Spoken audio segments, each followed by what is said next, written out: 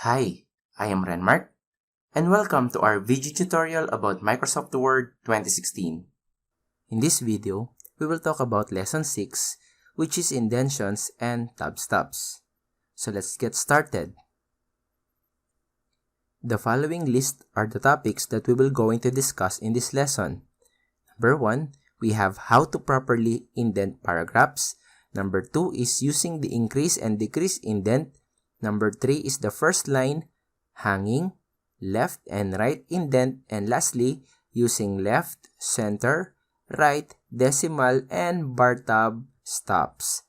So, let's get started with the first one, indentions. So, open lang muna natin yung ating Microsoft Word and gagawa tayo ng bagong document.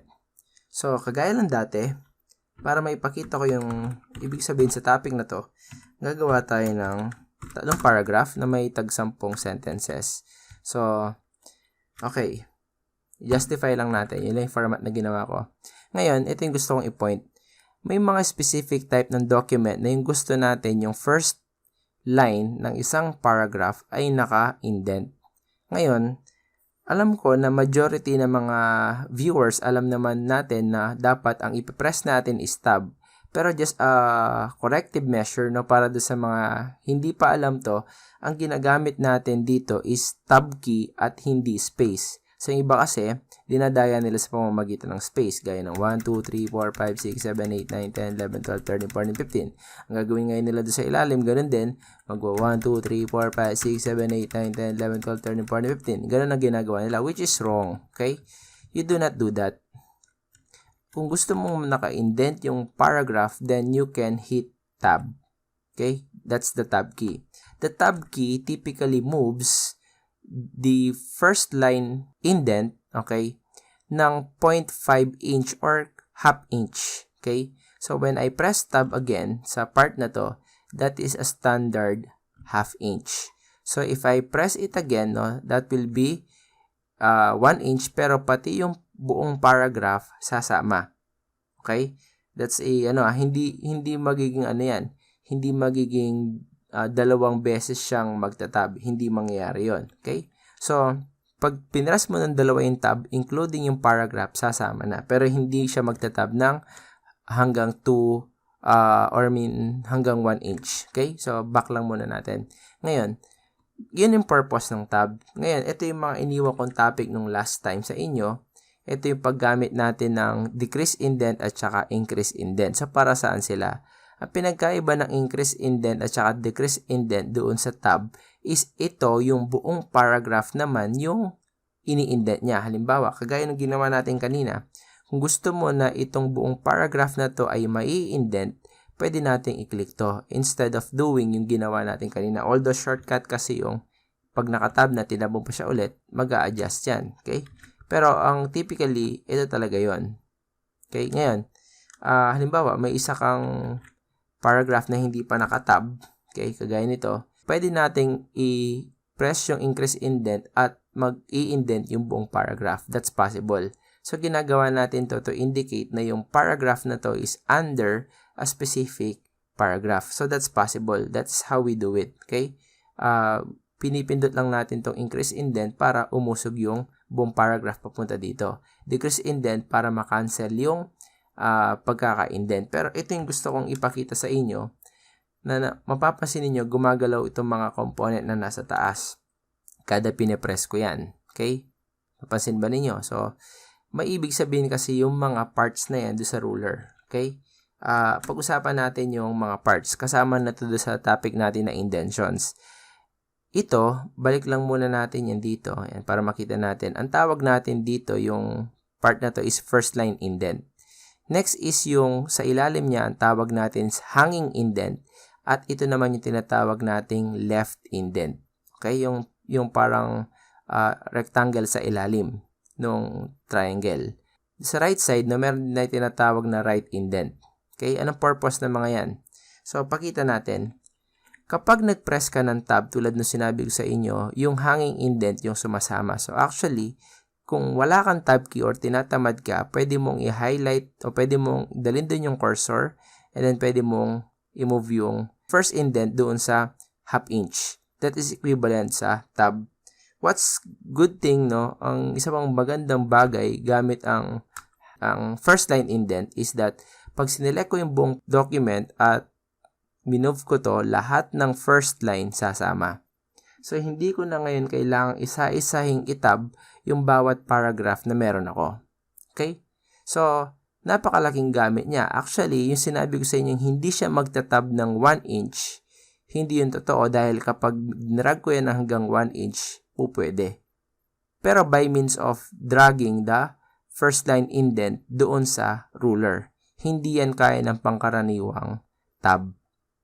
Naintindihan? So, yun yung purpose nung first line indent. Paano naman yung tinatawag nating hanging indent? Ang hanging indent naman, pag minove ko yung hanging indent, no, sasama lahat maliban do sa first line. Ayan.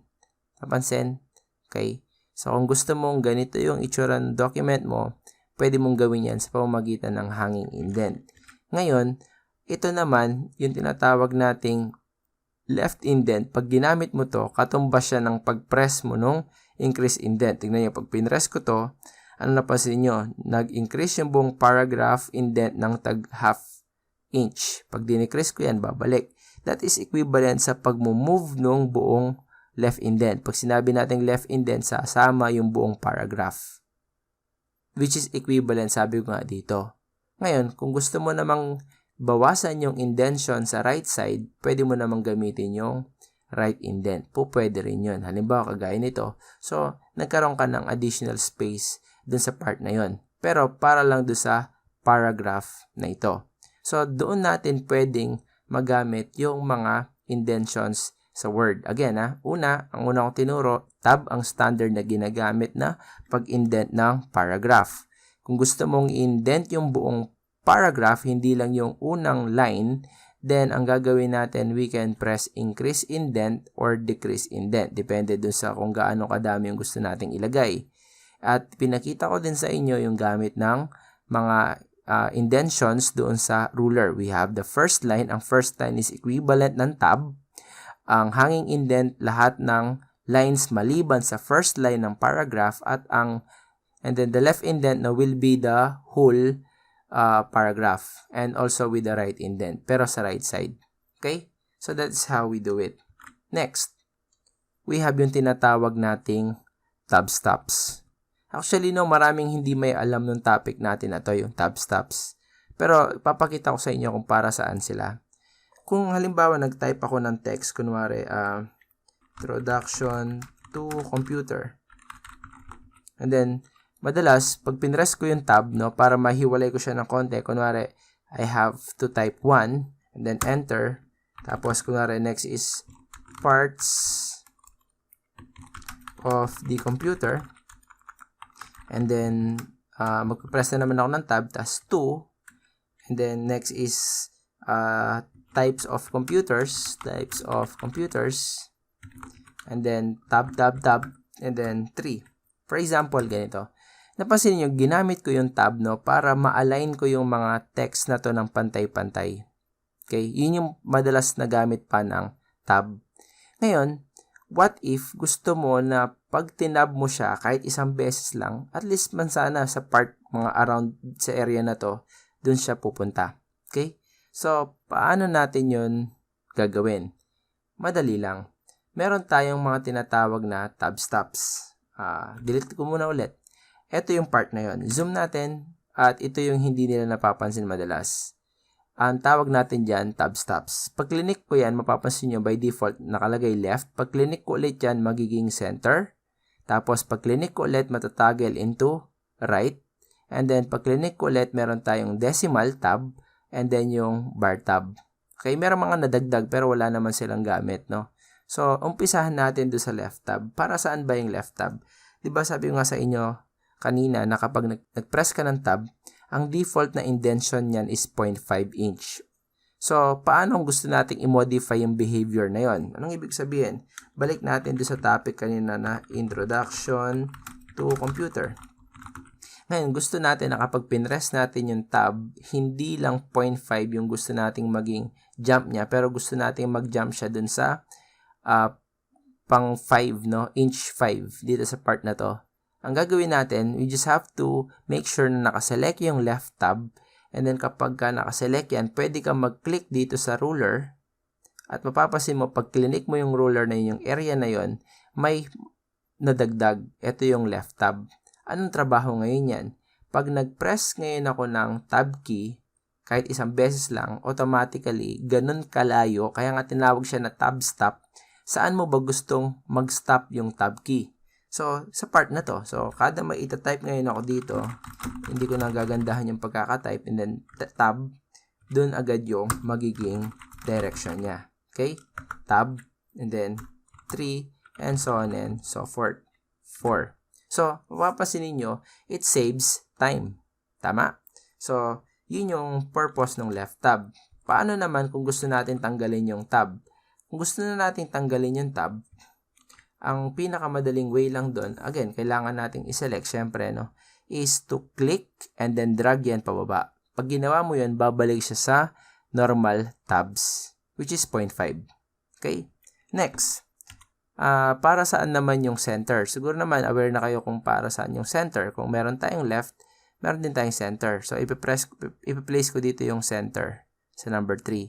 Kada magta-tab ngayon ako, okay, doon pupunta yung text. Okay? Pero gusto kong i-explain sa inyo kung ano pinagkaiba nito doon sa left align. Okay? Ang pinagkaiba ng center tab sa left align, huwag niyong gagamitin to center tab para ma-imitate yung purpose ng left align. Kasi ang purpose talaga nito, halimbawa highlight ko to, pwede kong i-move kung saan siyang part ng document naka-align. So, kung gusto mo sa document mo na may part ka dyan na naka-center align siya, kagaya niyan, yun yung gamit talaga ng center tab. Ang center align kasi, naka-align yung buong paragraph sa gitna, hindi doon sa kung saan nakapwesto yung tab. Hindi to magandang replacement para sa center align. Gagamitin nyo lang to kapag kailangan nyo yung ganitong klase ng format na kapag nag-tab ka, gusto mo doon sa specific area na yon ay naka-center sila at hindi doon sa buong paragraph. Okay? So, what else? Yung part naman na to, ginagamit ko to kapag gumagawa ko ng mga, by the way, pag dinelete ko lahat, no, natitira siya, so tanggalin lang natin. Kasi, sinet ko siya bago ako nag-type. Pwede rin naman kasi na kapag nag-type ka na ng text, dun mo siya iset. Pwede yun, kagaya ng ginagawa natin o sinabi ko sa inyo during the previous lesson. Okay? So, pero para makita nyo kaagad, meron na tinatawag na right tab at yung right tab madalas kong ginagawa yan kapag nagsusulat ako ng letter. Kasi kapag naka-full block yung letter, walang problema, left align lahat yan. Pero pagka hindi, yung address nung nagpadala, mapapansin niyo pag minsan nandun yan sa part na yon. So, madalas doon ko ginagamit yung right tab.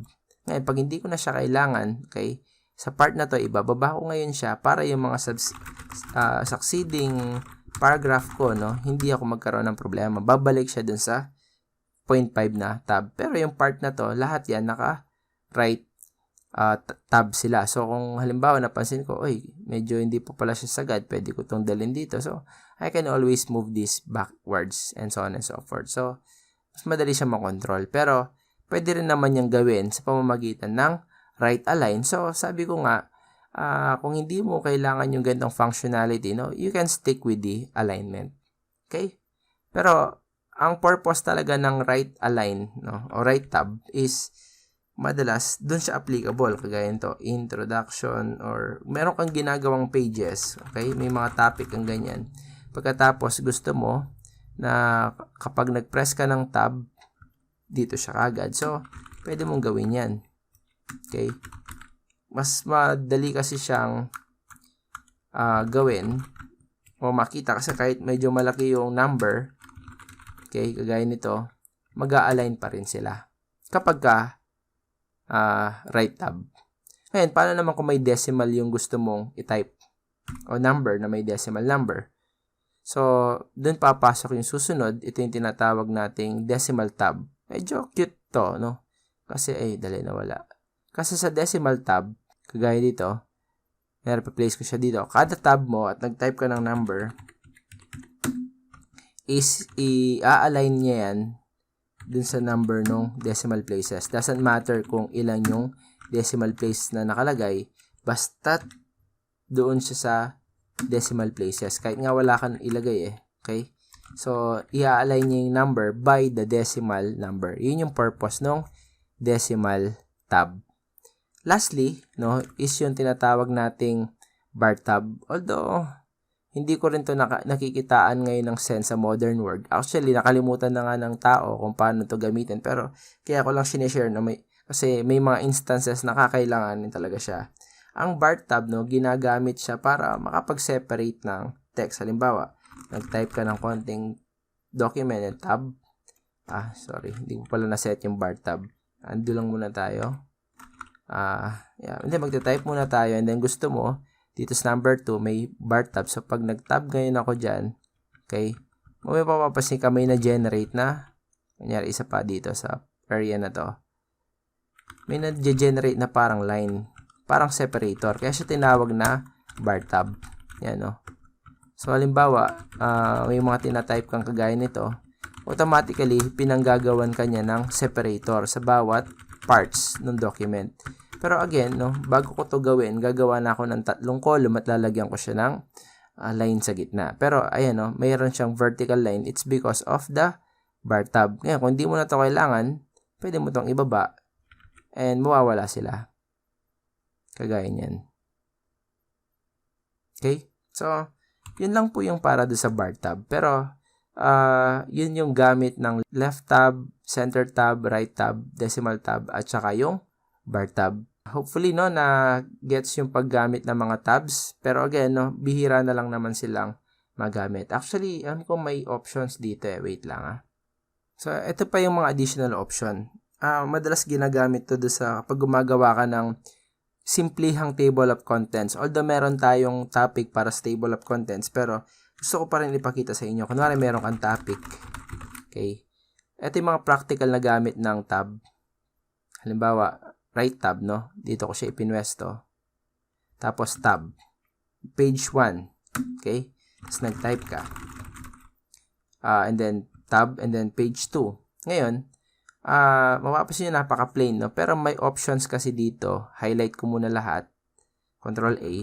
And then, dito sa paragraph tab, pag click mo yung group, mapapansin nyo may button dito na tabs. Etong option na to is para din actually doon. By default, nasa right tab ako, pero ito yung gusto kong ipakita sa inyo. Pwede natin palitan yung ladder niya, parang ganito. Ayan. Napasin ba ninyo itong mga line na to? Yung mga line na yan, automatic yan, na nadadagdag o nababawas, depende do sa haba ng text. Pag pinrest ko yung tab, automatic yan. So, ganun lang ginagawa yung option na yan. Ayan, So, next, may tinype ko na naman, then tab. So, dun lang to ginagawa. Again, highlight lang natin yan. Pupunta sa paragraph group, i-click yung options ng settings, and then tabs, and then do sa leader, pwedeng none by default. Pwede mo nga palitan yan kagaya ng lines, pero pinaka-cute para sa akin yung dotted na to, yung number 2. Kaya ito yung madalas na ginagamit ko. So, ito, yung ganitong klase ng technique, mahirap yan gawin ng mano-mano. Magagawa mo lang yan sa pamamagitan ng mga tabs. So, hopefully, meron akong naipakitang bago sa inyo, na magagamit nyo rin naman in the future. Okay? So, that's the end of Lesson 6. Thank you very much for your time, and I'll see you on our next lesson.